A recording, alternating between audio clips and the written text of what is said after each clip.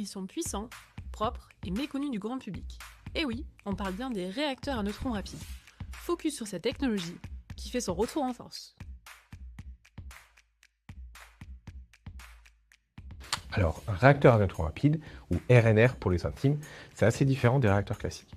La grosse différence, c'est qu'on n'utilise pas de modérateur.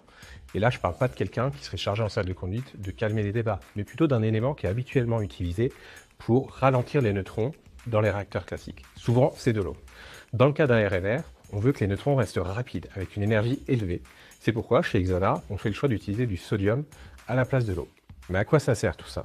Ça sert avant tout à valoriser les combustibles usés que les autres réacteurs ne peuvent pas utiliser.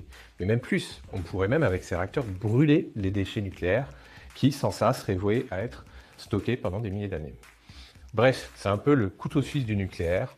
On produit de l'énergie, on recycle les matières, on réduit les déchets nucléaires. Plutôt pas mal, non? Alors là, on n'est pas sur un truc fantaisiste avec des trucs fluos et des néons de partout. Un RNR, c'est avant tout une grosse cuve bien costaude qui contient le cœur du réacteur qui produit de l'énergie. À l'intérieur, on va trouver aussi des pompes qui font circuler le sodium, des échangeurs de fer qui transfèrent l'énergie et bien sûr beaucoup de systèmes de sûreté. Ça ressemble au final plutôt à une grosse machine industrielle qu'à un gadget de science-fiction et c'est justement ça qui le rend solide, fiable et prêt à bosser pour des décennies. Oui, et pas qu'en théorie, on ne parle pas de réacteur papier. En France, on a eu des RNR en fonctionnement. Le réacteur Phénix, où j'ai eu le plaisir de travailler il y a quelques années, puis Super Phénix. Ces deux projets pionniers ont permis de valider la techno dans le monde industriel réel.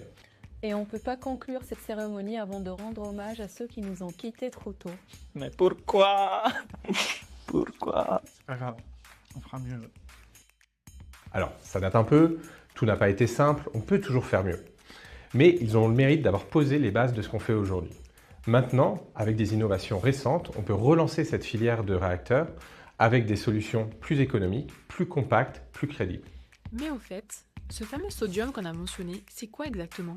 Et pourquoi ses propriétés sont-elles si uniques pour le nucléaire? Réponse dans la prochaine vidéo.